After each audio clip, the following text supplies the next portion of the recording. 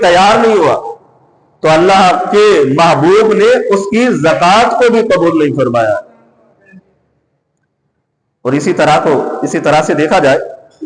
कि आज हमारे पास सोना और चांदी मौजूद होती है तो हम उसमें ज़कात देने के लिए तैयार होते भी है या नहीं। अब अगर किसी के पास सवाल है कि सोना और चांदी, कुछ सोना मौजूद है और कुछ चांदी मौजूद है, सोने का निसाब जो होता है 7.5 तोले और चांदी का जो निसाब होता है 52.5 तोले। अब किसी शख्स के पास 5 तोले सोना हो और कुछ मिकदार में चांदी मौजूद हो तो फिर ज़कात वो दे सकता है या नहीं। जैसे हमारे पास सोना इतना होता तो नहीं लेकिन कम तो होता है, 1-2 तोला तो जरूरी हमारे पास होता है। तो अगर 1 तोला हो या 2 तोले हो और साथ में चांदी मौजूद हो तो हमने फिर मिकदार सोने को नहीं देखना होता, फिर हमने ये देखना होता है कि इसमें ज़कात निकाली जाएगी तो निकालते हुए हमने फकीरों का फायदा देखना होता है।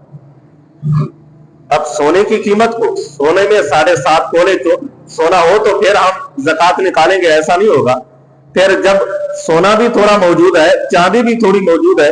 अब सोने की कीमत को चांदी के साथ मिलाकर फिर देखेंगे कि चांदी का निसाब पूरा होता है तो फिर हम पर चांदी के निसाब के मुताबिक ज़कात देना लाजिम बन जाता।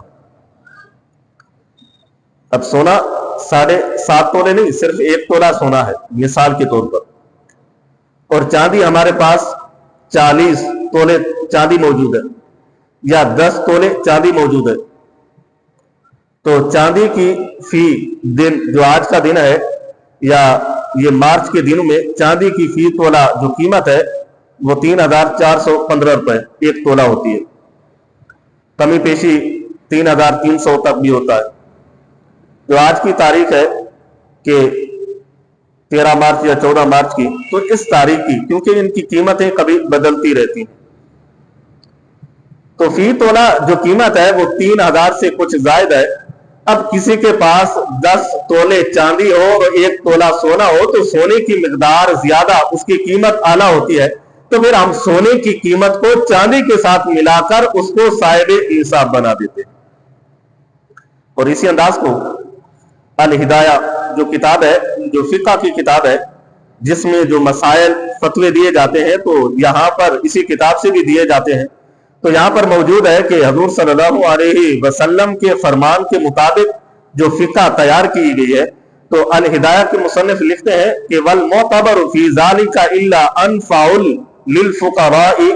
कि हम नफे के तौर पर ये देखेंगे कि फकीरों को फायदा किस निसाब से होता है, तो हमने सोने और चांदी को उसी निसाब में लेकर उसको साहिब निसाब बना देते। इसी तरह अल बदाए व सना एक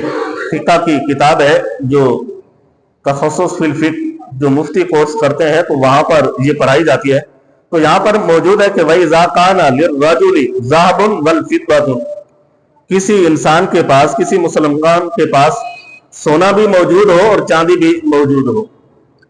काना अहदुहुमा, ये दोनों, ना सोना इतना ज्यादा हो कि साहिब निसाब बनता हो, ना चांदी इतना ज्यादा हो कि बंदा साहिब निसाब बनता हो,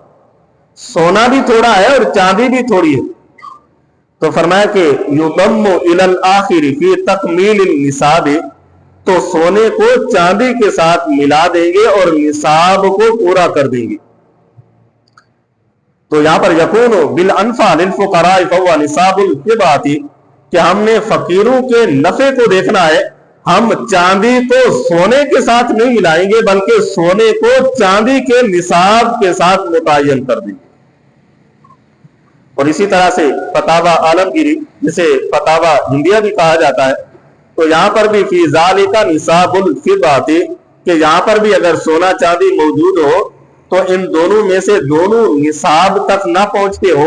तो फिर सोने की कीमत चांदी के साथ मिला दी जाएगी और निसाब को मुकम्मल कर दिया जाएगा, तो फिर उसकी ज़कात निकालना फिर लाजिम बन जाएगा। और दूसरा मसला यह भी है कि औरतें जो जेवर